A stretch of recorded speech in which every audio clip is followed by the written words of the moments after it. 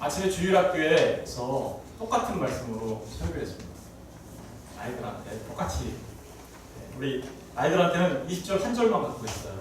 우리 20절 한 절만 읽어볼까요? 다 같이 시작. 무릇 땅이 제사하는 것은 신이라는 것이요 하나님께서 제사하는 것이 아니니 나는 너희가 이거라 은혜하는 자를 얻는 걸 못하느니라. 이 말씀을 아이들하고 같이 이렇게 예배 때 나눴는데요. 아이들이 얼굴이 갑자기 심각해졌어요. 그래가지고 제가 집에서 제사 드리는 사람들 한번 손 들어보세요 그랬더니 거의 다 들었어요. 안 들으려고 쭈뼛쭈뼛 했는데 우리 집에서는 다 제사 지내요 이러더라고요. 그러니까 아이들이 제사를 지내는 아이들이기 때문에 이 말씀을 읽는 순간 어땠을까요? 얼굴이 색깔이 확 달라졌어요. 아이들이. 그 아이들인데도 불구하고 심각한 표정을 지으며 너희 이런 말씀 몰랐었니? 이렇게 몰랐었다고 그러더라고요. 여러분은 어떠신가요? 추석이라서 제가 일부러 이 말씀을 택했어요. 왜냐면 우리가 이 땅에서 살아가는 날들 동안에 하나님께서 기뻐하시는 삶을 살아가야 하는데 우리가 잘 몰라서 그러지 못하는 경우가 참 많이 있다라는 생각이 들었습니다. 그래서 이런 부분에 대해서 분명하게 우리가 하나님께서는 뭐라고 말씀하시는지 바르게 깨달아 알아야 우리가 또 바른 삶을 살아갈 수 있기 때문에 추석을 하루 앞두고 꼭 살펴봐야 되는 말씀이라고 생각했습니다. 여러분 추석 때 보면 우리나라에서는 제사를 지내죠. 제사를 지내는데 정월 초하루에도 제사를 지내고 또 중추 가절이라고 하죠. 이 한가위 때도 제사를 지내죠. 그걸 우리는 차례라고도 합니다. 그죠? 차례 지냈어 이렇게 그러잖아요. 그죠? 그 차례라는 말은 사실은 원래는 차례가 아니에요. 원래는 다래예요. 다래가 뭐냐면 다과에 할 때 다자예요. 차 마실 때 차자를 원래는 발음을 다로 합니다. 그래서 원래는 차례가 아니라 다래인데 궁중에서 하는 것은 다래라고 해요. 그리고 불교 절이나 이런 데서 하는 것도 다래라고 해요. 그런데 이제 집에서 하는 것만 우리가 그냥 그것과 구분하기 위하여 차례라고 하죠. 사실은 이 차 마실 때 차자 하고 예를 갖춘다라는 때 예자예요. 그러니까 차를 마시는 예를 갖춘다 이런 의미가 그 의미 안에 들어가 있죠. 근데 우리나라는 이제 차례를 지내면 많은 음식들을 차려놓고 그죠? 음식들을 차려놓고 제사를 지내죠. 음식을 왜 차려놓습니까? 이유는 그 조상신이 오셔서 식사할 수 있도록 이렇게 해놓은 거죠. 그래서 밥과 국을 만들어 놓고 그리고 다가들을 넣고 그 홍동백서라고 하죠. 동쪽에는 빨간 과일, 서쪽에는 하얀 과일, 백색의 과일들을 이렇게 놓고 그리고 앞에 밥을 칠 때는 이렇게 하죠. 열십자로 숟가락으로 표시를 하고 그리고 45도로 꽂고 아니 무슨 목사가 너무 잘 알아요. 저도 옛날에 해봤거든요. 예수 믿기 전에. 그리고 또 그 숟가락을 이렇게 탕탕 털고 잔을 딸고 테이프잔을 하고 밖에 잠깐 나가 있죠. 식사하시라고. 누가? 조상님들이 귀신들이 와서. 옛날에는 이 제사가 부모 그리고 할아버지, 할머니, 조부, 증조부, 고조부까지 했어요. 그 고조부 이상까지는 안 했어요. 고조부 이상의 귀신들은 안 오나 봐요. 그래가지고 고조부까지는 했는데 그 고조부 이상은 안 했어요. 그런데 우리나라에서 법이 또 바뀌었어요. 법이 어떻게 바뀌었냐면 그 가정의례 준칙이라는 게 생겨가지고 고조부까지 하지 말고 그냥 조부까지만 하세요. 이렇게 이제 가정의례 준칙이 바뀌면서 제사 지내는 날짜가 너무 많아지니까 그죠? 고조부까지 하면 1년에 막 없는 집에 뭐 제삿날 들어온다 그렇게 하잖아요. 또 어려우니까 가정의례 준칙에 의해서 조부까지만 부모와 조부만 하고 증조부와 고조부는 하지 마세요 이렇게 된 거예요. 그리고 우리나라 법에 의해서 귀신들이 안 오나 봐요. 그죠? 근데 사람들은 그리고 조금만 생각해보면 그게 얼마나 우스운 얘기인지 알 수 있는 것인데, 조금만 생각해보면 그게 얼마나 사람들의 자기 위로인지, 그죠? 이런 것들을 알 수 있는데 또 불구하고 여전히 그렇게 하죠. 이렇게 하는 데는 여러 가지 이유가 있기 때문이죠. 여러분, 이런 부분들은 사실은 조상을 잘 섬긴다라고 하는 그 이명하에 사실 누가 복을 받기를 원하는 거예요? 자신이 그 조상의 음덕을 좀 볼까? 아니면 조상님들에게 그런 걸 안 했을 때 조상 귀신들이 와가지고 나를 개할까봐 두려움에서, 그죠? 그런 마음에서 이런 차례와 제사가 이제 시작이 된 거죠. 사실은 엄밀히 말하면 이런 부분들은 사실은 굉장히 헛된 일이라는 것을 우리가 금방 알게 됩니다. 오늘 말씀은 좀 딱딱할 수 있어요. 왜냐하면 제가 말씀들을 이렇게 좀 정리를 해왔기 때문에. 그래서 한번 말씀들을 쭉 살펴보는 것만으로도 충분히 우리가 제사가 무엇인지에 대해서 알 수 있고, 우상숭배라는 게 무엇인지에 대해서 알 수 있습니다. 우상숭배, 이런 일들은 하나님께서 엄밀히 금한 거예요. 우상숭배라는 말. 오늘 우상숭배를 어떻게요? 우상숭배하는 일을 14절에 보니까 어떻게요? 피하라 라고 나오죠. 제가 오늘 아이들한테 그렇게 얘기했어요. 부모나 할아버지 할머니가 제사 지내라고 얘기하면 도망가 이렇게 얘기했어요. 피하라는 말이 도망가라는 말이에요. 피하라. 거기서 뭐 부모님하고 나 안 해 할 거야 이렇게 싸우지 말고 그냥 어디 네 방에 가서 게임을 하든 괜찮아, 그냥 도망가 이렇게 얘기했는데, 우상숭배는 하나님께서 엄하게 금하신 거예요. 우리 한번 출애굽기 20장 4절 6절 한번 읽어볼까요? 시작. 너희를 하나님 말고 또 위로 하늘에 있는 것이나 아래로 땅에 있는 것이나 땅 아래 물속에 있는 것에 어떠한 형상도 만들지 말며 그것들에게 절하지 말며 그것들을, 우상숭배에 대한 하나님의 엄격한 금지를 지금 말씀하고 있는 것이죠. 이 말씀은 하늘에 있는 것이나 땅 아래에 있는 것이나 땅 물속에 있는 어떠한 형상으로도 만들지 말고 그것에 절하지도 말고 섬기지 말라라고 얘기하십니다. 그런데 이런 우상숭배는 여러 가지 크게 몇 개의 종류가 있어요. 첫 번째로는 방금 전에 말씀드린 것처럼 하늘에 있는 것이나 땅에 있는 것이나 바닷속에 있는 어떤 그 형상들을 만들어서 전하는 것, 그죠? 너희는 헛된 것들, 이런 것들에게 향하지 말며 너희를 위하여 신상들을 부어 만들지 말라. 나는 너희 하나님 여호와니라. 그러니까 우상숭배의 대표적인 케이스들이 뭘로 나타나요? 뭔가 신상을 만들고 뭔가 눈에 보이는 것들을 앞에 세워놓고, 마찬가지로 차례나 제사 지내는 것도 마찬가지예요. 앞에 뭔가 지방 같은 거 막 써놓잖아요. 지방 같은 거 써놓고 그 앞에서 절하는 거죠. 그런 것들을 만들어서 사람들이 자기 눈에 보이는 무엇인가를 만들어서 거기에 절하면 그것들이 나를 도와줄 거라고 생각을 하는 거죠. 그리고 잘 알다시피 우리가 출애굽한 이스라엘 백성들이 모세가 40일 동안 내려오지 않자 어떤 일이 벌어졌어요? 아론을 통하여 야 우리 하나님을 좀 만들어봐. 그랬더니 금송아지 만들어 놓고 뭐래요? 이것이 우리를 애굽에서 인도한 하나님이다 라고 얘기하죠. 사람들은 눈에 보이는 걸 그렇게 좋아해요. 그래서 눈에 뭔가 보이는 것을 만들어가지고 거기에 절하고, 그렇게 하면 자기 위로가 되고 또 자기 내가 할 일을 다 했기 때문에 뭔가 좀 편안했어. 그래서 그런 것들이 나를 지켜줄 거라고 생각합니다. 이렇게 나타나는 것들이죠. 눈에 보이는 것. 반대로 눈에 보이지 않는 것도 있어요. 우상 중에는 고린도서 3장 5절 한번 읽어보겠습니다. 시작. 그러므로 땅에 있는 지체를 주시라. 곧 음란과 부정과 사역과 악한 정욕과 탐심이니, 탐심은 뭐예요? 탐심이 뭐예요? 탐심이란 말은 앱두미아, 욕심이라는 말로 또 말할 수가 있는데요. 두 마음이라는 뜻이에요. 그리고 그러니까 이 말은 뭐냐면 하나님보다 내가 더 사랑하고 하나님보다 내가 더 의지하는 모든 것들, 그리고 내 욕심을 채울 수 있는 모든 것들을 어떻게 해요? 탐심이라고 말할 수 있는데, 그 탐심 때문에 하나님을 의지하기보다는 내 마음속에 그거에 의지해요. 그래서 현대인들은 어디다가 다 의지할까요? 그래서 돈이 우상이 될 수가 있는 거예요. 예. 돈이 나를 지켜준다고 생각해요. 예. 돈이 없으면 안 된다고 생각해요. 돈이 내 생명이라고 생각해요. 그러니까 그 자체가 뭐예요?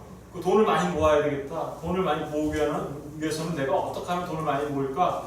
라고 하면서 가진 방법들을 다 동원하죠. 그걸 탐심이라고 말할 수 있는데 그게 곧 뭐예요? 우상 숭배다 라고 말하는 거죠. 눈에 보이지 않죠. 자신의 마음 안에 있어요. 그렇죠? 사실은 눈에 보이는 것도 자신의 마음 안에서부터 비롯된 거예요. 한 가지 뿌리는 같아요. 그런데 꼭 눈에 보이는 어떤 형상을 만들어 놓고 하는 것 외에도 하나님 아닌 다른 것들을 섬기고 다른 것들을 하나님보다 더 귀히 여기면 그 모든 것들은 뭐라고 말할 수 있나? 우상이라고 말할 수 있는 겁니다. 우상 숭배라는 말은 여러분이 잘 아는 우상이라는 말은 아이돌이라는 뜻이에요. 아이돌이라는 뜻이고 그리고 섬김을 갖다가 말하면 섬김 그 자체예요. 그 자체를 섬기는 거예요. 특징이 있어요. 이런 우상들에. 그런데 사람들이 잘 몰라요. 한번 사무엘상 10장 20절 21절에 보면 사무엘이 백성에게 이르되 두려워하지 말라. 너희가 과연 이 모든 악을 행하였으나 여호와를 따르는 데서 돌아보지 말고 오직 너희의 마음을 다하여 여호와를 섬기라. 돌아서서 유익하게도 못하며 구원하지도 못하는 헛된 것을 어떻게요? 따르지 말라. 그들은 헛되죠. 뭐가요? 우상이 그렇다는 거예요. 우상은 우리를 유익하게 할 수 없어요. 조상한테 차례상을 차려놓는다고요? 그것이 우리를 유익하게 할 것 같아요? 아니요. 우리를 오히려 망하게 하는 거예요. 유익하지 못하면 우리를 구원할 수도 없어요. 헛된 것이라고 얘기해요. 이 우상들의 특징은 뭐냐면 헛된 것으로 끝나는 거예요. 우상이라는 그 말 자체가 아이돌이라는 말 자체가요. 말 자체가 뭐냐면 헛된 이런 뜻이에요. 헛된. 그런데 그것들을 사람들은 섬겨요. 이사야서 44장 9절에 보면 우상을 만드는 자는 그래서 다 어떻게 해요? 헛된 것을 섬기니까 어떻게 해요? 다 허망하다 이렇게 하고요. 그들이 원하는 것은 그래서 어떻게 해요? 헛된 것이니까 무익해. 유익하지가 않아요. 그리고 그것들의 증인들은 보지도 못하며 알지도 못하니 그러므로 뭘 당해요? 마지막에는 수치를 당합니다. 보세요. 허망, 무익, 수치 이런 단어들과 연결되는 게 우상 숭배예요. 그런데도 불구하고 사람들은 그것이 자기를 위로할 거라고 착각하는 거죠.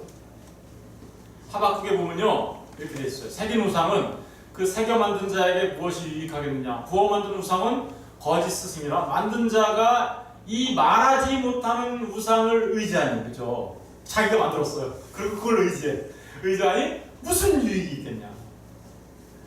19절 나무에게 깨라 하면 말하지 못하는 돌에게 일어나라 하는 자에게 뭐가 있어요?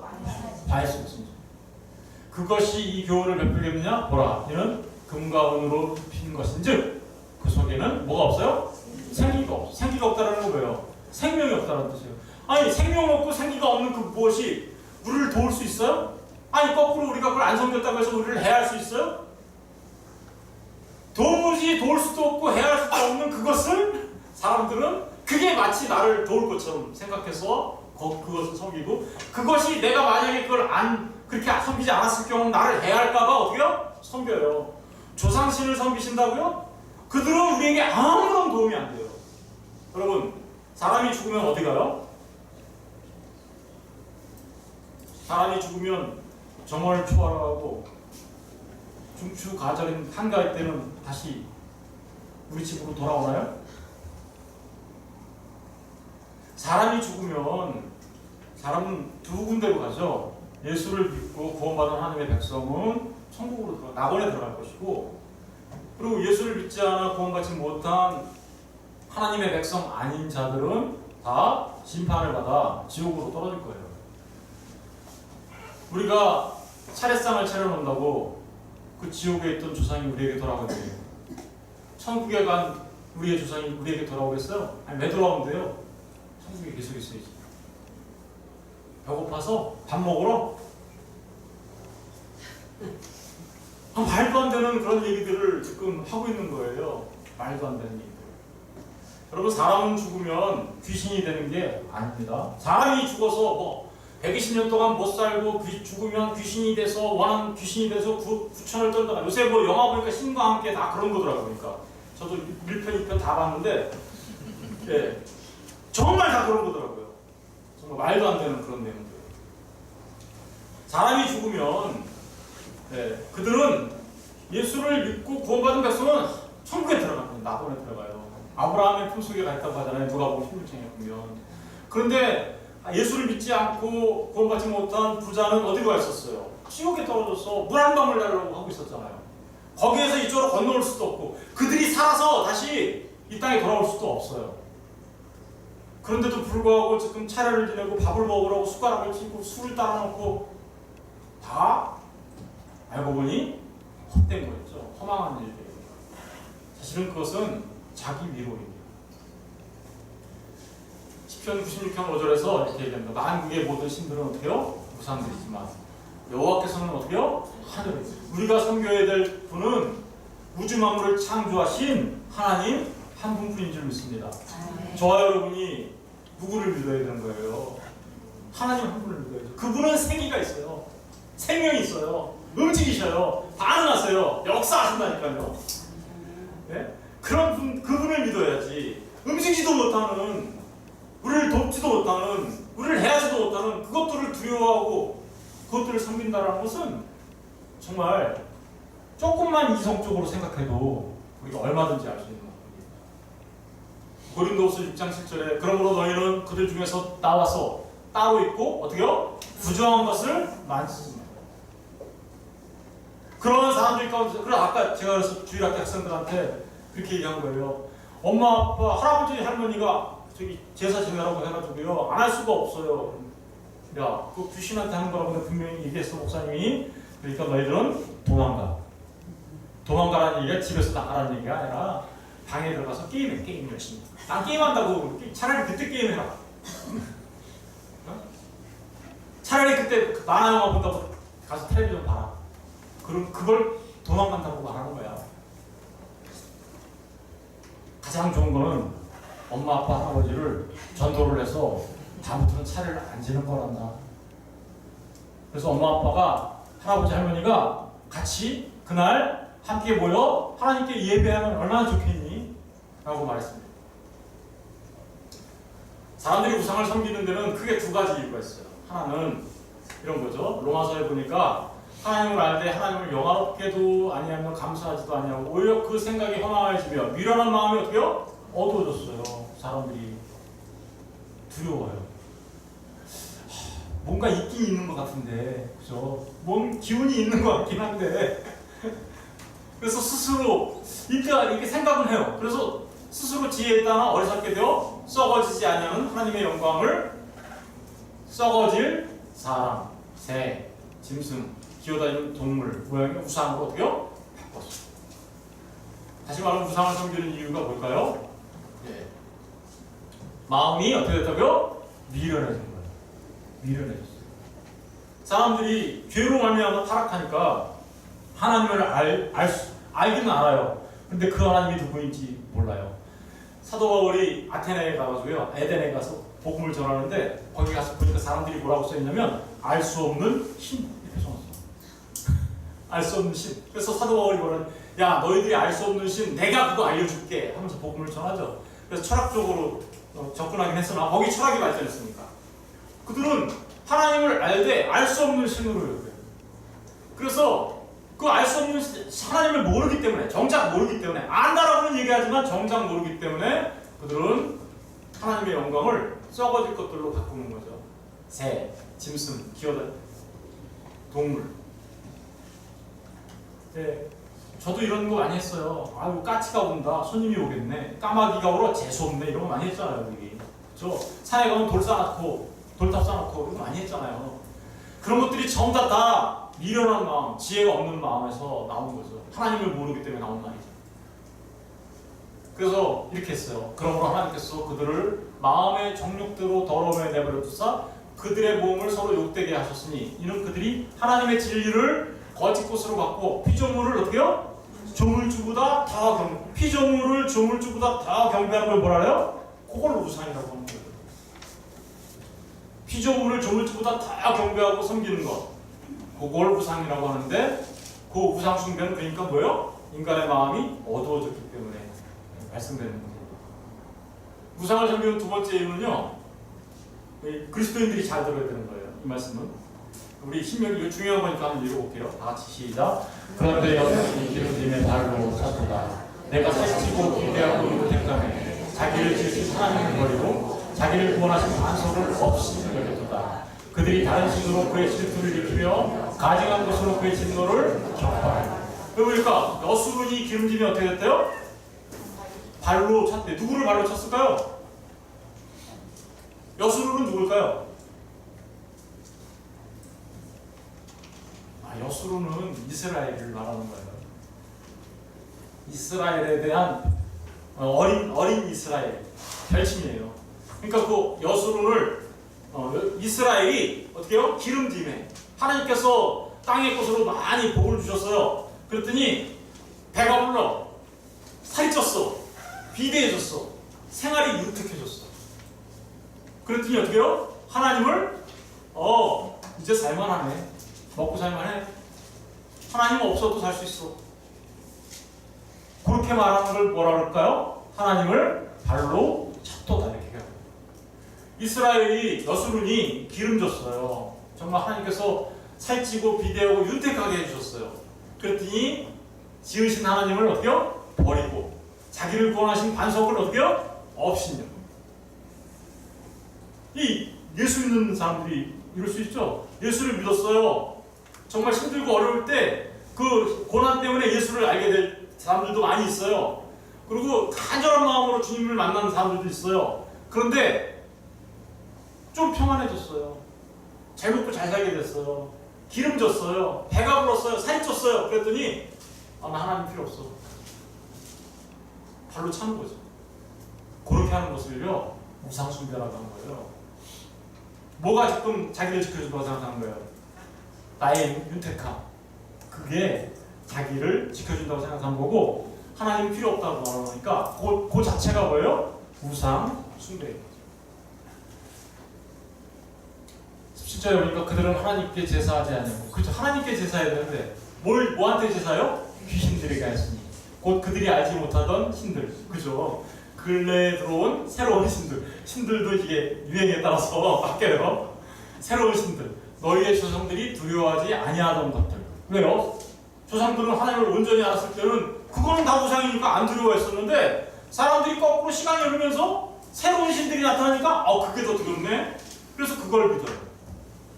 이스라엘 백성들이 하나님을 안 믿었기 때문에 우상숭배했다고 말하는 게 아니에요. 하나님을 잘 믿어요, 그들은.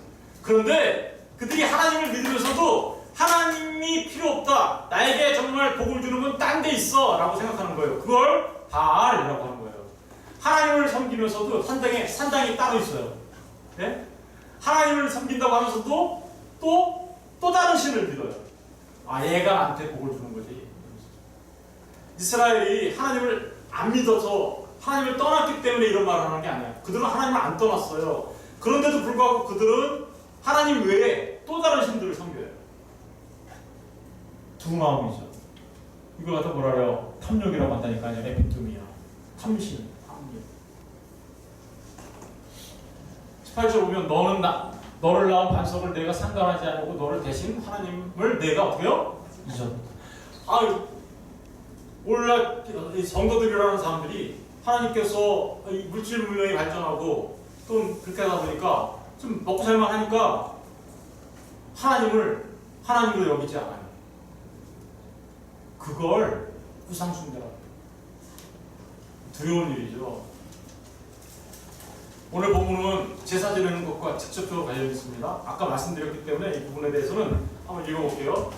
자세히 빨간 거 글씨에 집중하면서 한번 읽어보겠습니다. 시작.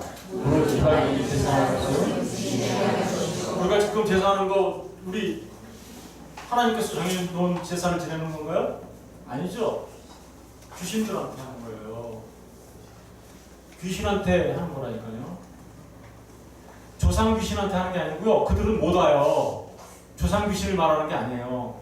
다시 말하면 이 귀신은 누굴 말하는 걸까요? 사단, 마귀를 말하는 거예요.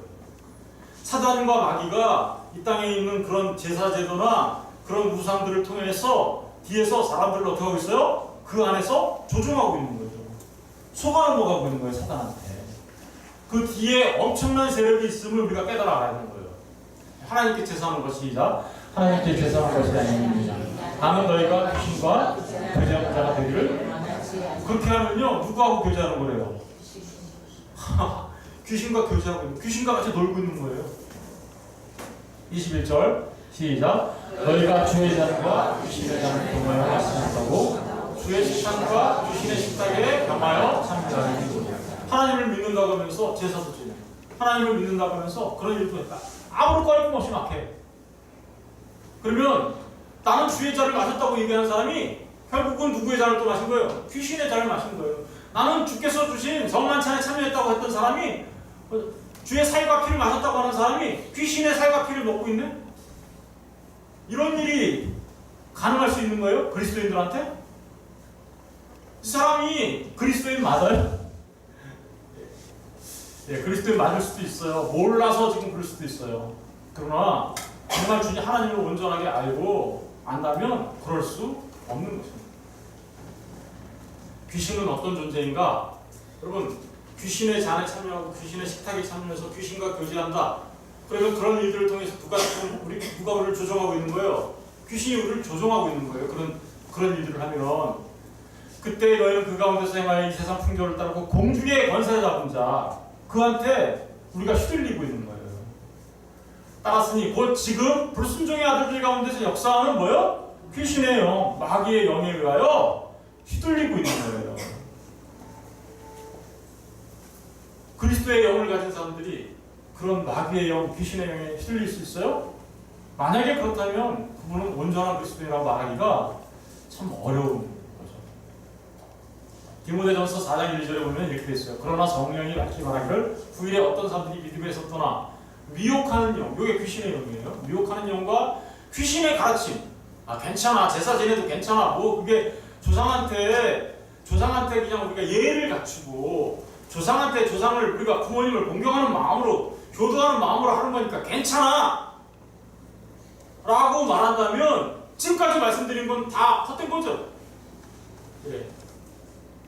그런 말들에 속아 넘어가서는 안 된다는 거예요. 여러분, 성경에는 분명히 부모님을 어떻게 하라고요? 공경하라고 돼 있어요. 언제 공경해야 돼요? 제발 살아계실 때 잘 하세요. 살아계실 때 하라고요. 부모님 공경을. 다 죽은 다음에 귀신 돼서 안 돌아온다니까요. 밥 차려놓어도 안 와서 먹어요. 밥 차려놓는 순간 자기가 귀신한테 지금 휘둘림을 당하고 있다는 뜻이에요. 그 말이. 부모님을 공경해야 합니다. 그런데 부모님이 살아계실 때 하세요. 부모님이 살아계실 때 공경해야지. 죽고 나서 그 제사상 차려놓고 국한국 끓여놓고 거기다가 소주잔 따라봐야 누가 먹어요? 마지막에 자기가 먹더라고요. 음복한다면서. 그런 거예요. 얼마나 험한 일들을 하고 있는지 우리가 잘 생각해 봐야 됩니다. 여러분, 이런 일들을 하는 것은 주님을 노엽게 하는 일입니다. 네. 출애굽기 20장 한번 읽어볼까요? 다 같이 읽어볼게요. 시작. 나 내 하나님 여호와는 실컷 하나님이시여 나를 구하는 자의 죄를 갚되 아버지로부터 아들에게로 3,000대까지 이르게 하거니와 나를 사랑하는 또 내 계명을 지키는 자에게는 1,000대까지 이르게. 저기 하나님 여호와는 질투하는 하나님이라고 얘기했는데 오늘 본문에 나오는 주를 노여워하시게 하겠느냐 22절 말씀이에요. 이게 노여워하겠느냐? 그 노엽게 하다가 주님을 질투하게 만들겠느냐? 이런 뜻이에요. 여러분, 이 인간적인 하나님에 대한 우리 사람의 모습처럼 이렇게 표현하고 있는 그런 표현이죠. 여러분, 둘이서 연애하는데 신랑이 지나가면서 나는 안 보고 지나가는 진짜 이렇게 예쁜 여자들 지나가는데 다 맨날 그것만 쳐다보고 있으면 어떻게 될까요? 네? 질투하게 되죠? 신랑들은 신부가 신랑을 사랑해야 되는데 막 뭐 텔레비에 뭐 연예인만 나오면 걔가 좋다고 막 얘기하고 그러니까 신랑이 어때 듣기가? 기분이 안 좋아요. 사람도 그러한데 하나님께서 오죽하시겠어요? 네? 질투하시는 하나님이라는 말을 그렇게 표현하는 것은 그 길로 가서는 안 된다라는 말을 단호하게 지금 얘기하고 있는 거예요. 단호하게. 신명기 32장 16절에 이렇게 나와요. 그들이 다른 신으로 그의 질투를 어떻게요? 일으키니 가증한 것으로 그의 어떻게요? 진노를. 여러분 이런 일들은 하나님의 진노를 뭐 하는 거래요? 하나님의 진노를 격발이라는 말이 무슨 뜻이에요? 방아쇠를 당겼다 이런 뜻이에요. 총을 쏘면 방아쇠를 당기면 뭐가 튀어나와요? 총알이 튀어나가잖아요. 똑같은 거예요. 하나님의 진노가 격발된다라고 말합니다. 에베소서 5장 5절 7절에도 이렇게 되어 있습니다. 너희도 정령이 이것을 알거니와 음행하는 자나 더러운 자나 탐하는 자, 탐하는 거 아까 봤죠? 탐심. 이걸 아까 고로새서는 탐심이라고 했잖아요. 곧 그는 우상 숭배자는 다 그리스도와 하나님 나라에서 기업을 어떻게요? 얻지 못한다. 여기서 이제 헛된 말로 너희를 속이지 못하게. 아까 그런 식으로 제사 지내도 괜찮아. 뭐 조상 공경하고 예의를 갖추는 건데 뭐가 이렇게 그렇지 않다니까요. 그런 말들에 속아 넘어가지 말란 말입니다. 이것은 하나님의 진노가 불순종의 아들들 가운데서 임한다. 하나님의 진노가 임하는, 하나님의 진노를 격발시키는 얘기예요. 하나님께서 질투하신다니까요. 그래서 사도 바울은 끊임없이 결론을 이렇게 냅니다. 그러므로 그들과 함께하는 자가 어때요? 되지 말라. 저는 저와 여러분 모두가 그들과 함께하는 자가 되지 않기를 주님의 이름으로 정말 간절히 부탁을 드립니다. 우리가 주보다 강한 자냐? 고린도 교회에 있는 사람들이요, 거기 막 우상숭배, 아크로폴리스 거기 올라가면 신전이 있어요. 판세온 이런 신전이 있어요. 그 신전에서 나온 거기에서 하는 일들을 똑같이 했어요. 똑같이. 거기에 가서 축제에 참여하고 우상 판세온이라는 게 왜 만신전이라는 뜻인데 만신전 축제 이런 데 막 다 참여해서 했어요. 그러니까 이런 사도 바울이 아주 단호하게 이런 말씀들을 하고 있는 거거든요. 그렇게 하면 안 돼. 고린도 교회 사람들아, 그렇게 하면 안 돼. 너희가 주님보다 강한 자냐? 이 말이 무슨 말이에요? 우리가 주님보다 약하니까, 주님 무서우니까 조심해, 이런 말인가요? 예, 그런 말이 그런 뜻에 포함되긴 하지만 이 말은 우리가 주보다 강한 자냐라는 말은 주님이 전능하신 하나님인 거 너희도 알고 있잖아, 이런 뜻이에요. 너희도 알고 있는데 왜 딴짓하니? 이런 얘기하는 거예요. 왜? 네가 알고 있는 그 하나님에 대해 알고 있는 그대로 그 믿음을 지키며 살아가야지. 왜 딴짓해? 왜 다른 길로 가? 고린도 교회 사람들은 하나님이 전능하신 하나님인지 알고 있어요. 그쵸? 알고 있어요. 니들이 알고 있는 그대로 그 믿음을 지켜내 라는 말이 우리가 주보다 강한 자냐? 라는 말 안에 들어있는 거예요. 너희들은 원래 하나님을 섬기던 자들이잖아. 그러니까 그대로 해. 왜? 우리가 마치 하나님보다 더 센 것처럼 딴 것들에 신경을 써. 이렇게 얘기하는 거죠. 원래대로 너희의 신앙의 본래의 모습으로 돌아가. 이 말이 우리가 그보다 강한 자냐? 라는 말로 표현되는 겁니다. 저와 여러분이 어떻게 하라고요? 이제 처음에 그 믿음의 상태로 다시 돌아가. 하나님께만 집중해. 라는 말이 이 말 안에 포함되는 거죠. 하나님은 이렇게 얘기하십니다. 하나님의 성전과 우상이 어찌 일치가 되리요? 우리는 살아계신 하나님의 성전이라. 이와 같이 하나님께서 이르실 때 내가 그들 가운데 거하며 두루 행하여 나는 그들의 하나님이 되고 그들은 뭐요? 나의 백성이 되리라. 그러므로 너희는 그들 중에서 나와서 그런 사람들 가운데서 나와서 따로 있고. 그래서 제가 아까 애들한테 얘기한 거예요. 엄마 아빠가 제사 지내려면 거기서 나와서 안방으로 들어가. 따로 있어. 도망가. 따로 있고 부정한 것을 만지지 말라. 내가 너희를 영접하여 너희에게 아버지가 되고 너희는 내게 자녀가 되고. 하나님의 자녀들은요 그러한 사람들과 따로 있는 자들이에요. 이걸 갖다가 뭐라 그래요? 구분된 자들, 이런 뜻이라는 거예요. 그 구분된 걸 갖다가 뭐라 그래요? 그걸 갖다가 거룩이라고 한다고요. 이런 삶을 살아가는 것을 거룩한 삶을 살아간다고 말하는 거예요. 알아야 합니다. 하나님의 말씀을 알아야 그 아는 만큼 우리가 믿음으로 삶을 살아내는 것, 그래서 우리가 구분된 삶을 살아내는 것, 그걸 경건이라고 하는 거예요. 그걸. 마지막으로 주님이 우리에게 이렇게 말씀하세요. 우리 다 같이 한번 읽어볼게요. 시작. 평강의 하나님이 신령을 온전히 거룩하게 하시고 또 너희의 온전과 건강함이 우리 주 예수 그리스도께서 강림하실 때 그높게 오르시기를 원하노라. 여러분, 우리 믿음의 사람들은 정말 온전히 거룩한 구분된 삶을 통하여 하나님 앞에 거룩한 삶으로 살아가야 하는 거겠죠? 거룩이라는 것은 괜히 폼 잡는 외형적으로 나 거룩해 라고 폼 잡는 그런 게 아니라 우리의 삶 속에서 실제적으로 하나님의 말씀에 순복하고 순종하며 살아감으로써 세상과 구분되어지는 삶을 살아가는 걸 거룩이라고 하는 거예요. 그리고 하나님께서는 우리의 혼과 영과 혼과 몸이, 연과 혼과 몸이라는 건 이건 뭐 인간의 3분설 이런 거 얘기하는 게 아니에요. 전인이 이런 뜻이에요. 우리의 전 인격이, 그죠? 어디가 우리 몸이고 어디가 우리 혼이고 어디가 우리 영이에요. 구분할 수 있는 분 있어요? 구분하실 수 있는 분.